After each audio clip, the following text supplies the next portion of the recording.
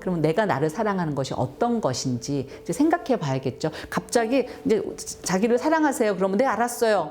방법을 알았으면 옛날에 했겠죠. 방법을 내가 모르는 거예요. 우선 열쇠를 먼저 찾아보세요. 내 행복의 열쇠가 어디 있나? 누구한테 줬나? 우리 남편, 만약에 성인 자녀로 결혼을 하신 분이라면 내가 내 행복의 열쇠를 우리 남편한테 줬나? 남편이 요렇게 하면 난 행복할 거야. 그럼 열쇠를 주신 거예요. 아니면 자녀에게 줬을 수 있어요. 우리 애가 공부를 잘하면, 우리 애가 이러면 난 행복할 거야. 그럼 열쇠를 자녀한테 준 거예요. 아니면 여전히 중독자인 아버지에게 줬을 수 있어요. 우리 아버지가 술을 끊으면 난 행복할 거야. 근데 그 생각 자체가 여러분의 열쇠의 번지수를 알려주는 거예요. 아, 내 열쇠를 아버지한테 맡겼구나. 누구한테 맡겼구나. 그 열쇠를 내가 갖고 와야 되겠다.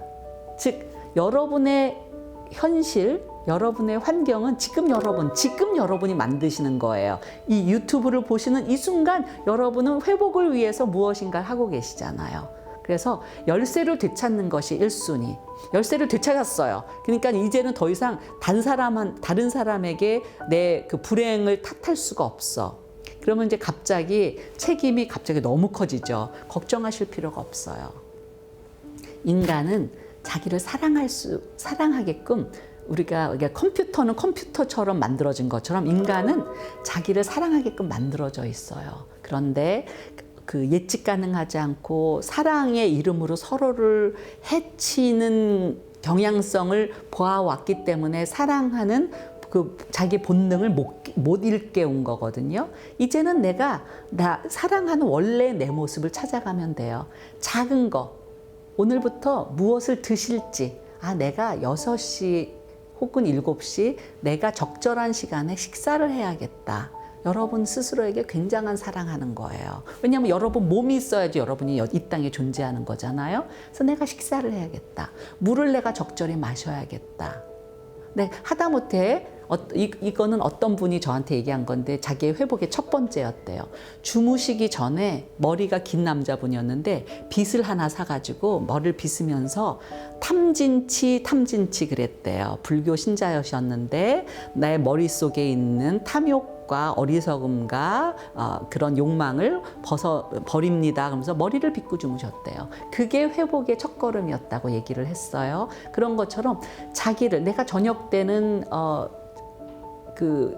야식을 했는데 그러면 내 몸이 야식을 별로 안 좋아해? 그러면 내 몸에게 물어보고 네가 안 좋아하는 건 안 할게.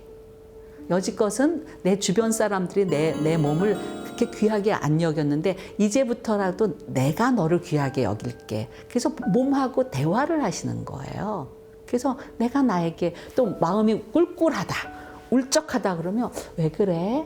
내가 나와 대화를 하는 거죠. 그런 시간을 갖고 계시는 것이 가족이 회복을 하던 안 하던 본인은 그렇게 할 수 있잖아요. 내가 나한테 이거 난 무슨 일이지?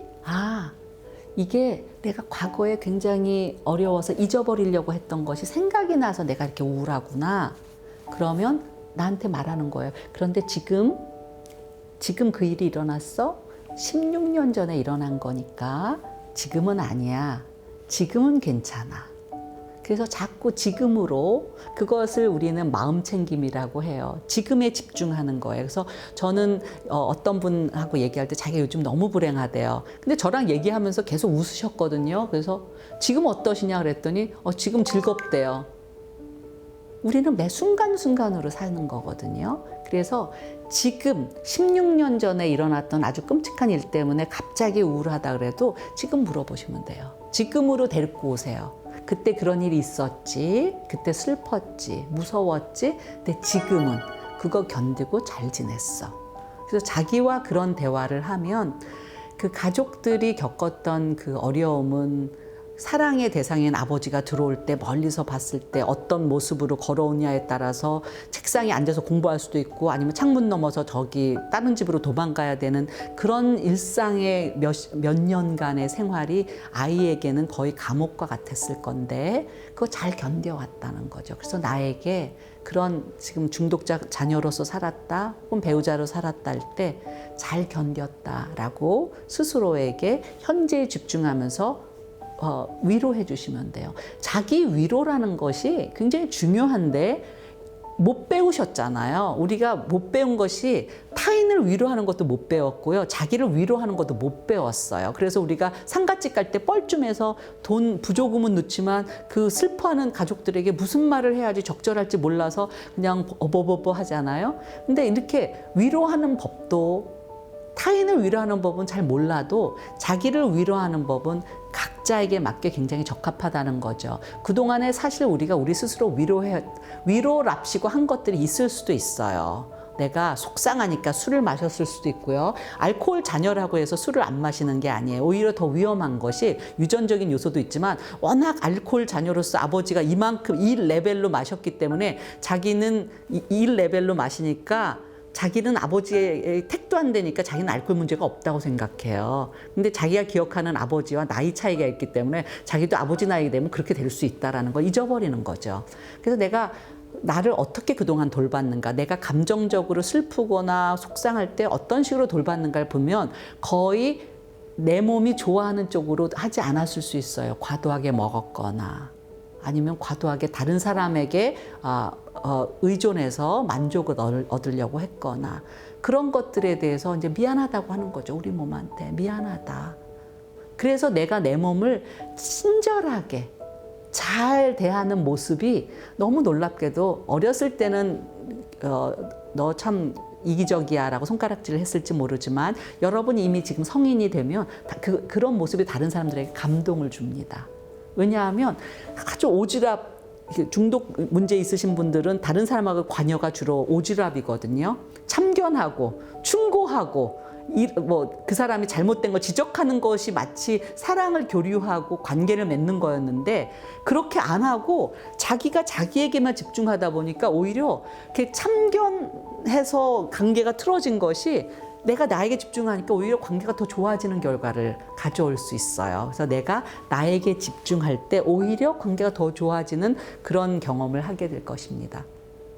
그래서 중독자의 가족으로 사는 거 쉽지 않지만 나 회복할 수 있다라는 거, 어떻게 나 자신을 알고 나 자신에게 친절하고 그렇게 되면 중독자의 가족, 중독 문제가 있는 사람에게도 우린 친절할 수 있어요. 그전에는 우리가 조력자라고 해서 술을 끊게 한다라고 말했지만 결과적으로는 그 사람이 술을 계속 마시게 한 그런 행동을 했다면 이제는 그 사람이 술을 끊고자 할 때 좀 더 잘 도와줄 수 있고요. 술을 계속 마셨을 때 더 이상 술을 계속 마시는 것을 도와주지 않을 수 있어요.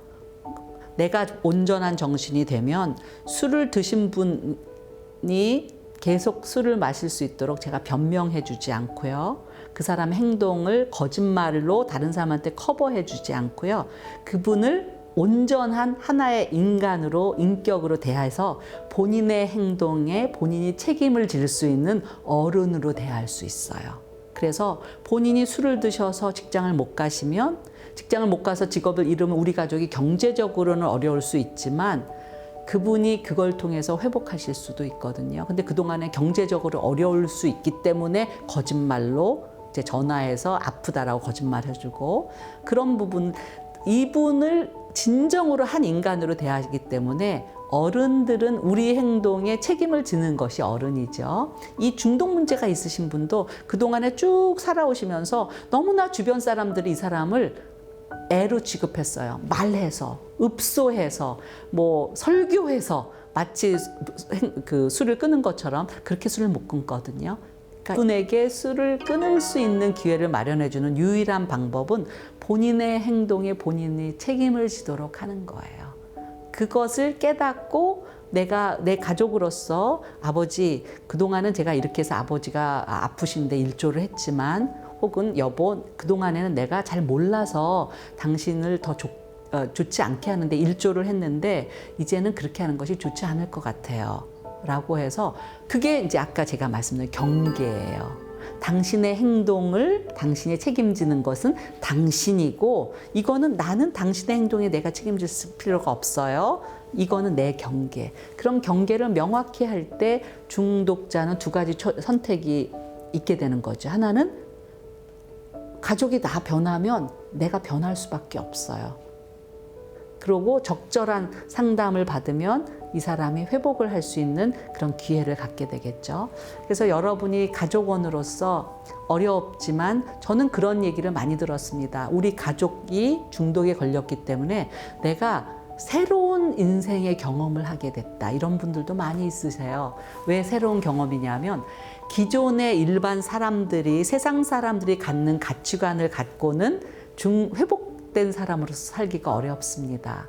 여전히 돈을 추구해야 되고 남들을 뒷밟고 남들보다 좀 더 잘나야 되고 이 세상에 이기는 것이 다고 보이는 것이 다다라고 생각하는 그런 가치관을 가지면 회복하기 어려워요. 그런데 내가 회복을 하기 위해선 그것이 다가 아니구나. 내가 어떤 허울뿐인 아무것도 의미 없는 것에 너무 집중했구나를 깨닫게 하는 그런 과정이 있거든요. 그래서 오히려 나중에 많은 분들이 중독자로 인해서 내가 이런 경험을 하게 돼서 참 고맙다. 이런 얘기들을 하세요. 지금 한참 중독 문제가 있으셔서 고생하는 가족들은 무슨 소리야, 중독자 때문에 왜 고맙다고 그래? 그럼 믿지 않으실지 모르겠는데 이렇게 알라넌이라든가 이런 중독 상담 센터라든가 이런 데 가셔서 가족 집단을 해보시면 아마 그런 얘기를 종종 들으실 거예요. 중독자로 인해서 내가 내 삶을 완전히 다시 보게 됐고 이제서야 진정 사람 사는 것 같은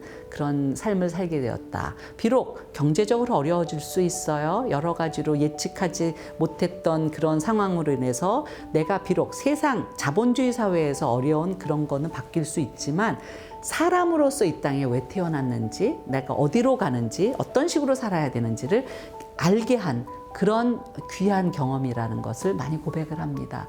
여러분 어려우시지만 여러분부터 시작하세요. 뭐부터 시작하시냐면 오늘 무엇을 먹을까? 어떤 식으로 내가 나를 돌볼까? 여기서부터 출발하시면 되겠습니다. 그러고 나면 다른 사람을 도와줄 수 있어요. 내가 온전한 정신이 되면 아까 비행기에서처럼 다른 사람을 도와줄 수 있어요. 그러면 여러분이 나중에 이 모든 것들이 마무리될 때쯤에 이런 생각을 하겠죠. 이 모든 것들이 축복이었다. 참 감사하다. 그래서 여러분도 들으셨을지 모르겠는데 중독에 있어서 정직과 감사가 굉장히 입에서 그냥 끊이지 않게 나오거든요. 근데 보면 감사할 게 없는 것 같아요. 별로 잘 사는 것 같지도 않고 이런데 감사하다라고 얘기를 하는 것은 그분이 이미 회복의 맛, 회복의 의미를 이해하셨기 때문이에요. 저는 여러분이 어떤 말을 쓰는지도 스스로 모니터 하시기 바랍니다. 왜냐하면 여러분이 오늘의 여러분의 환경을 만들고 계시기 때문입니다. 감사합니다.